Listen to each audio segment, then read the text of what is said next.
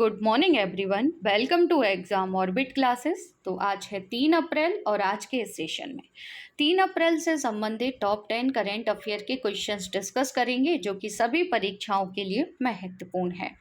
तो सबसे पहले आप सभी के लिए एक सवाल है जिसका आंसर आपको करना है कमेंट्स बॉक्स में। सागर सेतु मोबाइल ऐप का संबंध किससे है? समुद्री व्यापार, ड्रोन व्यापार, आयुष मंत्रालय या फिर इनमें से कोई नहीं। इस सवाल का आंसर आपको मिलेगा क्लास के लास्ट में और जिनको आंसर पता है वो लिखेंगे कमेंट्स बॉक्स में। तो सेशन को स्टार्ट करते हैं और आज की क्लास का पहला सवाल है कि हिमाचल प्रदेश की रहने वाली अंजलि शर्मा ने किस पर्वत चोटी को फतेह किया है? तो फ्रेंड्स याद रखेंगे, अंजलि शर्मा ने फतेह किया है किलिमंजारो को। किलिमंजारो जो ये पर्वत जो चोटी है ये अफ्रीका महाद्वीप में स्थित है और इसे फतेह किया है हिमाचल प्रदेश की रहने वाली अंजलि शर्मा ने। फ्रेंड्स अंजलि शर्मा के बारे में एक पॉइंट आपको याद रखना है कि ये जो अंजलि शर्मा है इन्होंने हिमाचल प्रदेश की जो पारंपरिक पोशाक है जिसे हम कहते हैं लुआचुड़ी पहनकर इन्होंने क्या किया है, इस चोटी को फतेह किया है, जैसा कि आप सभी इन्हें पिक में देख सकते हैं। अब लोकेशन देख लेते हैं किलिमंजारो की कि किलिमंजारो अफ्रीका महाद्वीप में कहाँ पर स्थित है। फ्रेंड्स इसकी लोकेशन बहुत ही महत्वपूर्ण हो जाती है। तो जो रेड सर्कल आपको दिखाई दे रहा है ना, यहीं पर आपको देखने को मिलेगी किलिमंजारो, याद रखेंगे आप सभी। इसके अलावा अफ्रीका महाद्वीप से आप याद रखेंगे एटलस की लोकेशन यहाँ पर आपको देखने को मिलेगा, एटलस पर्वत। यहाँ आपको देखने को मिलेगा सहारा मरुस्थल, यानी कि सहारा डेजर्ट भी आपको कहाँ देखने को मिलता है, तो अफ्रीका महाद्वीप में मिलता है। इसके अलावा याद रखेंगे अफ्रीका महाद्वीप से कालाहारी जो मरुस्थल है ये भी आपको कहाँ देखने को मिलेगा, तो कालाहारी भी आपको देखने को मिलेगा अफ्रीका महाद्वीप में। अब डिस्कस कर लेते हैं लेटेस्ट करेंट अफेयर में कुछ एक्स्ट्रा फैक्ट, जैसे कि 16वीं बार दुनिया के सबसे ऊंचे पर्वत यानी कि माउंट एवरेस्ट को किसने फतेह किया है? तो इनका नाम है ब्रिटिश पर्वतारोही केंटन कूल। याद रखेंगे केंटन कूल ने क्या किया है, 16वीं बार माउंट एवरेस्ट को फतेह किया है। दुनिया की दूसरी सबसे ऊंची चोटी यानी कि K2 के शिखर पर पहुंचने वाले दुनिया के सबसे कम उम्र के व्यक्ति कौन बन गए हैं? तो फ्रेंड्स याद रखेंगे ये पाकिस्तान के रहने वाले हैं और इनका नाम है सहरोज कासिम, जो कि सबसे कम उम्र के व्यक्ति बन गए हैं K2 फतेह करने वाले। 25 बार एवरेस्ट फतेह करने का रिकॉर्ड किसने बनाया है? तो ये नेपाल के रहने वाले हैं, इनका नाम है कामी रीता शेरपा, जिन्होंने 25 बार माउंट एवरेस्ट पर चढ़ाई की है। माउंट एवरेस्ट की वर्तमान में हाइट कितनी है ये आप मुझे कमेंट्स करके बताइए, और साथ ही में बताएंगे कि जो माउंट एवरेस्ट है इसे नेपाल में किस नाम से जाना जाता है। माउंट एवरेस्ट पर चढ़ने वाली सबसे कम उम्र की महिला कौन है? तो इनका नाम है मलमत पूर्णिमा। तो ये जानकारी आपको याद रखनी है जो कि करंट से ही संबंधित है। इसके अलावा आप याद रखेंगे कि एवरेस्ट बेस कैंप को फतेह करने वाली सबसे कम उम्र की भारतीय पर्वतारोही कौन बन गई हैं? तो इनका नाम है रिधम ममानिया, जो कि काफ़ी सुर्खियों में रही थी 2022 में। माउंट एवरेस्ट पर चढ़ने वाला प्रथम व्यक्ति, तो याद रखेंगे नेपाल के तेंजिंग नोर्गे शेरपा हैं और न्यूजीलैंड के एडमंड हिनेरी हैं। माउंट एवरेस्ट पर चढ़ने वाली प्रथम महिला कौन है? तो याद रखेंगे इनका नाम है जुंको ताबेई। वहीं अगर आपसे पूछा जाता है कि एवरेस्ट पर चढ़ने वाली प्रथम भारतीय महिला कौन है, तो बछेंद्री पाल है। देखिए प्रथम महिला पूछे तो आंसर होगा जुंको ताबेई। अगर आपसे पूछा जाता है कि प्रथम भारतीय महिला कौन है, तो बछेंद्री पाल है। वहीं अगर आपसे पूछ लिया जाए कि माउंट एवरेस्ट पर चढ़ने वाली भारत की दूसरी महिला कौन है, तो इनका नाम है संतोष यादव। तो ये आपको याद रखना है। अब डिस्कस करेंगे परीक्षा उपयोगी कुछ एक्स्ट्रा फैक्ट, जैसे कि विश्व की सबसे लंबी पर्वतमाला कौन सी है? तो आई होप आप सभी जानते होंगे एंडीज पर्वतमाला है। और एंडीज पर्वतमाला की सबसे ऊंची चोटी कौन सी है? तो फ्रेंड्स याद रखेंगे एकांकगुआ है। पिरनी जो पर्वत है ये किन दो देशों के मध्य स्थित है? तो ये फ्रांस और स्पेन के बीच है। एटलस पर्वत अभी हम डिस्कस कर चुके हैं, ये उत्तरी पश्चिम अफ्रीका में स्थित है। ट्रांस अंटार्कटिका जो पर्वत श्रेणी है ये कहाँ पर है? तो ये आएगी अंटार्कटिका में। इसके क्वेश्चन में ही इसका आंसर छिपा हुआ है तो इजीली आप आंसर कर देंगे। ग्रेट डिवाइडिंग रेंज पर्वत श्रेणी जो है ये कहाँ पर स्थित है? तो ये आती है पूर्वी ऑस्ट्रेलिया में। तो हिमाचल प्रदेश की जो लोकेशन है वो आप सभी मैप में देख सकते हैं। पूछा जा सकता है कि जो हिमाचल प्रदेश है इसकी अंतर्राष्ट्रीय सीमा किसके साथ लगती है, तो फ्रेंड्स याद रखेंगे अंतर्राष्ट्रीय सीमा लगती है चाइना के साथ। तो अगर आप लोग पहली बार चैनल पर विजिट कर रहे हैं तो चैनल को सब्सक्राइब कर लीजिएगा, साथ ही बेल आइकन दबाना बिल्कुल ना भूलें, जिससे आप सभी को क्लास का जो नोटिफिकेशन है वो सबसे पहले मिल जाएगा। साथ ही में इस क्लास की जो पीडीएफ है वो बाद में आप सभी को टेलीग्राम चैनल पर ईजिली मिल जाएगी।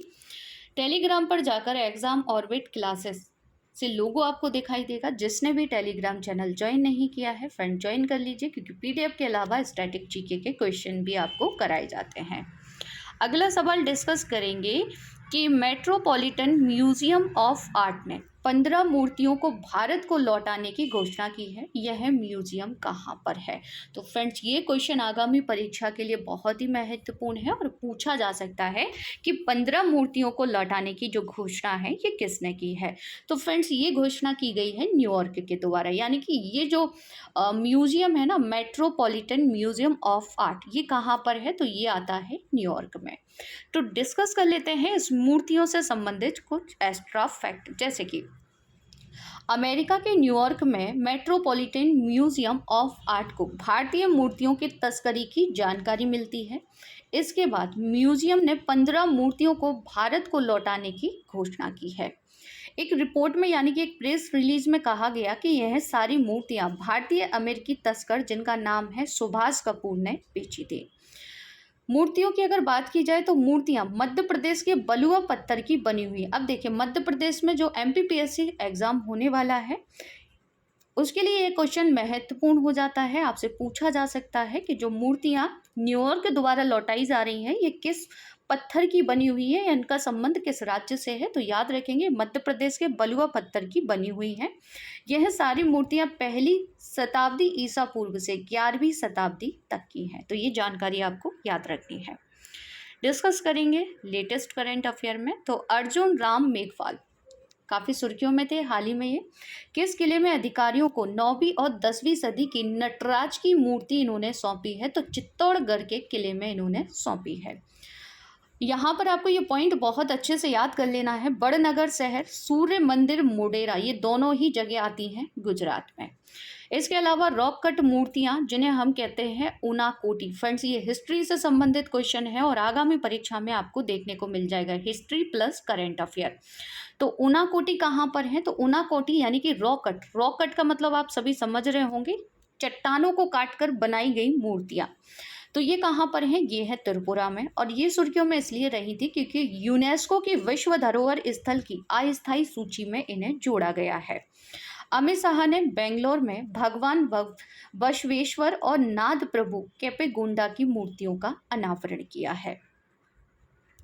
अगला सवाल है कि हिंदू फोबिया की निंदा करने वाला प्रस्ताव पारित करने वाला पहला अमेरिकी राज्य कौन सा बना है? तो फ्रेंड्स ये क्वेश्चन भी बहुत महत्वपूर्ण है। या आगे डिस्कस करेंगे कि ये हिंदू फोबिया क्या होता है। तो हिंदू फोबिया की निंदा करने वाला प्रस्ताव पारित करने वाला पहला अमेरिकी राज्य बन गया है जॉर्जिया। जॉर्जिया की लोकेशन आप सभी मैप में देख सकते हैं, ये है यूएसए और यहाँ पर आपको साइड से देखने को मिलेगा जॉर्जिया। देखिए ये है अमेरिका की राजधानी वाशिंगटन डीसी और उसके जस्ट नीचे ये अमेरिकी राज्य आपको देखने को मिलेगा जॉर्जिया। तो डिस्कस कर लेते हैं आगे इसी से संबंधित।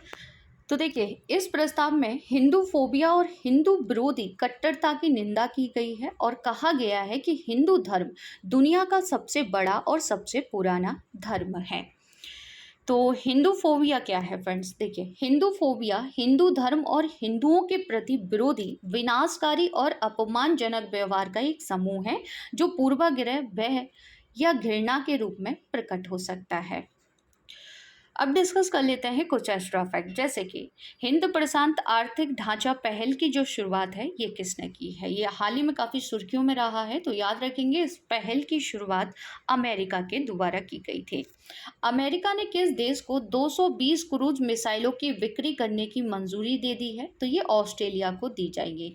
अच्छा, ऑस्ट्रेलिया को ये जो मिसाइलें दी जा रही है ना, ये किसके तहत दी जा रही है? तो एक समूह है ऑकस। याद रखेंगे, आप सब पूछा जा सकता है कि ऑकस में इसमें कौन कौन से देश शामिल हैं, या क्वेश्चन बन सकता है क्या भारत ऑकस का सदस्य देश है, तो याद रखेंगे भारत इसका सदस्य देश नहीं है। इसमें 3 देश हैं, एक है ऑस्ट्रेलिया, एक है यूके और तीसरा याद रखेंगे अमेरिका। अमेरिका इसी समूह के तहत मिसाइलें किसे दे रहा है, तो ऑस्ट्रेलिया को दे रहा है। अगला सवाल है कि इसरो ने 2 अप्रैल को पुनः प्रयोज्य लॉन्च वाहन स्वेत लैंडिंग मिशन का परीक्षण कहाँ से किया है, तो फ्रेंड्स इसका नाम याद रखेंगे, शॉर्ट में भी पूछा जा सकता है, RLBLEX। इसका सफल परीक्षण जो किया गया है वो कर्नाटक के चित्रदुर्ग से किया गया है। किसने किया है, तो इसरो ने किया है। अच्छा, ये किससे संबंधित है, तो याद रखेंगे ये रीयूजेबल यानी कि लॉन्च व्हीकल है। इसे एक बार उपयोग में लेने के बाद दोबारा भी इसका यूज किया जा सकता है लॉन्च करने के लिए, इसलिए काफ़ी सुर्खियों में है और इसकी लॉन्चिंग की गई है, यानी कि इसका जो सफल परीक्षण है वो चित्रदुर्ग कर्नाटक से किया गया है। कब किया गया है, तो 2 अप्रैल को। किसने किया है, भारतीय अंतरिक्ष अनुसंधान संगठन यानी कि इसरो ने। आगे डिस्कस करेंगे, शुक्र ग्रह पर सक्रिय ज्वालामुखी हाल ही में किसने खोजा है, तो ये नासा के द्वारा खोजा गया है। 880 मीटर लंबी बाईपास सुरंग T5 कहाँ खोली गई है, तो याद रखेंगे ये खोली गई है जम्मू कश्मीर में। दुनिया का सबसे बड़ा सेमीकंडक्टर चिप निर्माण केंद्र कहाँ स्थापित किया जाएगा, तो ये किया जाएगा दक्षिण कोरिया में। फ्रेंड्स याद रखेंगे आप सभी, कहाँ पर, दक्षिण कोरिया। गगनयान भारत का पहला मानव अंतरिक्ष जो मिशन है ये कब लॉन्च होगा, तो 2023 तक ये लॉन्च हो सकता है। किसने चंद्रमा मिशन के लिए अपने रॉकेट के क्रायोजेनिक इंजन का सफल परीक्षण किया है, तो ये इसरो के द्वारा हाल ही में किया गया था। अगला सवाल है कि सलीम दुरानी का 88 साल की उम्र में निधन हो गया, इनका संबंध किस खेल से है, तो फ्रेंड्स ये क्रिकेट के काफ़ी अच्छे खिलाड़ी थे जिनका हाल ही में हो गया है निधन। तो क्वेश्चन बन सकता है कि सलीम दुरानी का संबंध किस खेल से है, तो याद रखेंगे क्रिकेट खिलाड़ी हैं जिनका हाल ही में निधन हो गया है। अच्छा, इनका जो जन्म है ना वो 11 दिसंबर 1934 को अफगानिस्तान की राजधानी काबुल में हुआ था। डिस्कस करेंगे कुछ प्रसिद्ध निधन जहां से क्वेश्चन बनने की संभावना है। किस देश के महान फुटबॉलर पेले का निधन हो गया है, तो इनका संबंध था ब्राजील से। और ये कौन से खिलाड़ी थे, तो याद रखेंगे फुटबॉल के काफ़ी अच्छे खिलाड़ी थे। इंग्लैंड के 1966 के विश्व कप विजेता राइट बैक जॉर्ज कोहन का भी निधन हो गया है। पद्मश्री से सम्मानित HR केशव मूर्ति का निधन हो गया है। दिग्गज अमेरिकी खेल पत्रकार ग्रांट बहाल का फीफा विश्व कप के दौरान कतर में निधन हो गया है, जिन्हें आप सभी पिक में देख सकते हैं। नेक्स्ट क्वेश्चन है कि बोर एंड बीमन पुस्तक के लेखक कौन है, तो फ्रेंड्स ये पुस्तक बहुत ही महत्वपूर्ण है, पूछी जा सकती है, आगे चर्चा करेंगे इसके बारे में। तो बोर एंड बीमन पुस्तक के लेखक हैं डॉक्टर MA हसन, जिन्हें आप सभी पिक में देख सकते हैं। इनके द्वारा यह बुक लिखी गई है। ये बुक सुर्खियों में इसलिए आई क्योंकि जिनेवा स्विट्जरलैंड में संयुक्त राष्ट्र मानवाधिकार परिषद के 52वें सत्र के दौरान इस पुस्तक को लॉन्च किया गया। तो फ्रेंड्स याद रखेंगे आगामी परीक्षा में यह पुस्तक पूछी जा सकती है आप सभी से कि इस पुस्तक के लेखक कौन है, तो याद रखेंगे डॉक्टर MA हसन इस पुस्तक के लेखक है। यह पुस्तक 1971 के युद्ध के दौरान यौन हिंसा की शिकार बंगाली महिलाओं की पीड़ा पर प्रकाश डालती है। नेक्स्ट पुस्तक आपको याद रखनी है कि Vipin the man behind the uniform पुस्तक की लेखक कौन है, पूछी जा सकती है। तो रचना वेस्ट रावत के द्वारा यह पुस्तक लिखी गई है। डॉक्टर मनसुख मांडविया ने विश्व पुस्तक मेला 2023 में भारत की वैक्सीन ग्रोथ स्टोरी का अनावरण किया। सलमान रुशदी का जो उपन्यास है याद रखेंगे, उपन्यास का नाम है विक्ट्री सिटी।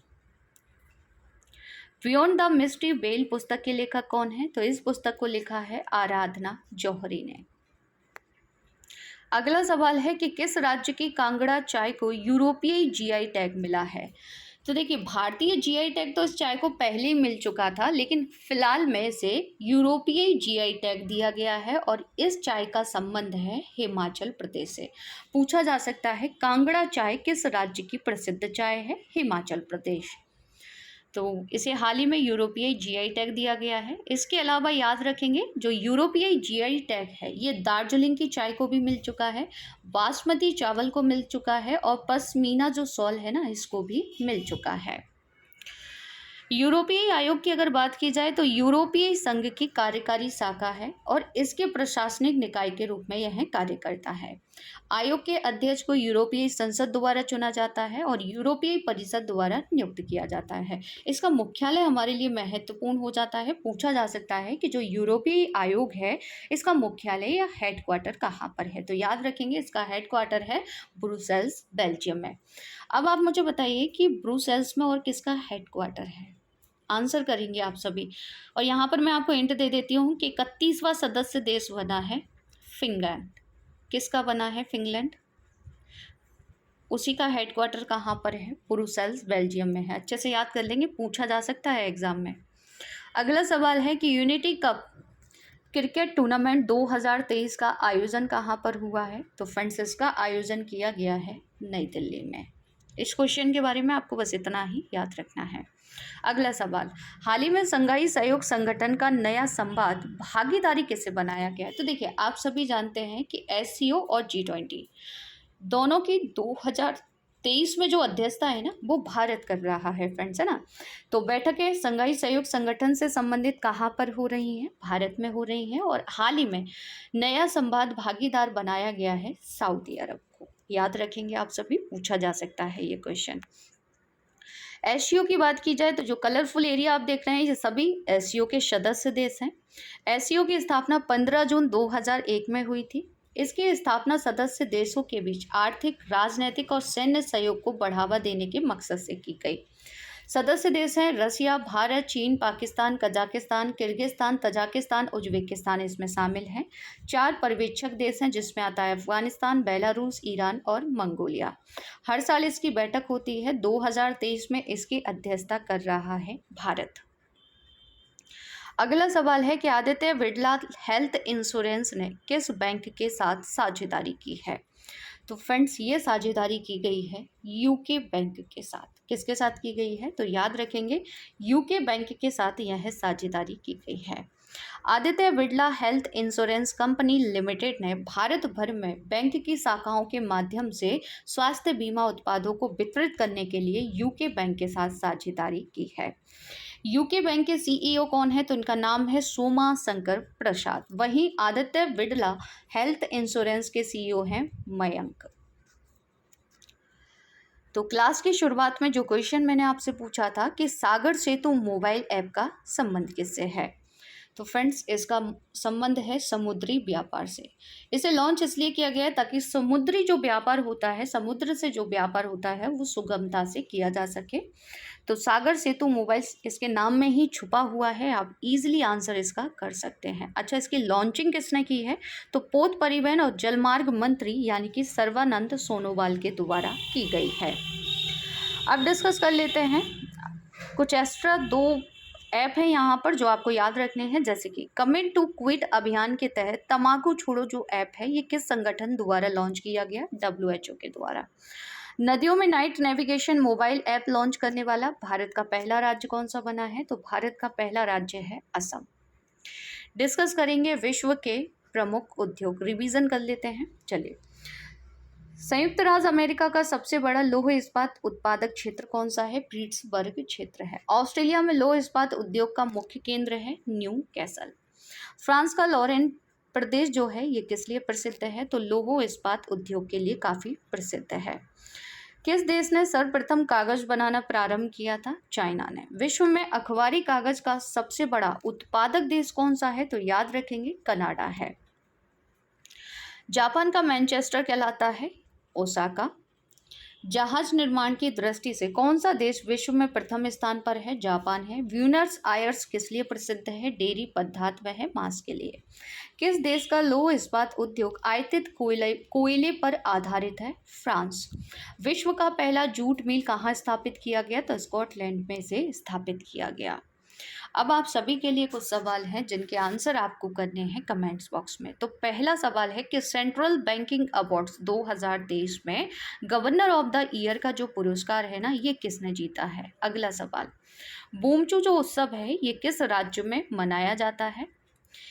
हिमालय की ऊंची चोटी कंचनजंगा कहाँ स्थित है? अगला सवाल, कोडाईकनाल किस पर्वत श्रृंखला पर स्थित है? तो फ्रेंड्स इन सभी के आंसर आपको करने हैं कमेंट्स बॉक्स में। आज का ये सेशन आपको कैसा लगा कमेंट्स करके ज़रूर बताइएगा। अगर क्लास अच्छी लगी हो तो क्लास को ज़्यादा से ज़्यादा शेयर कीजिएगा, लाइक कीजिएगा और चैनल को सब्सक्राइब ज़रूर कर लीजिएगा। मिलते हैं नेक्स्ट सेशन में एक नए टॉपिक के साथ। तब तक के लिए जय हिंद, जय भारत।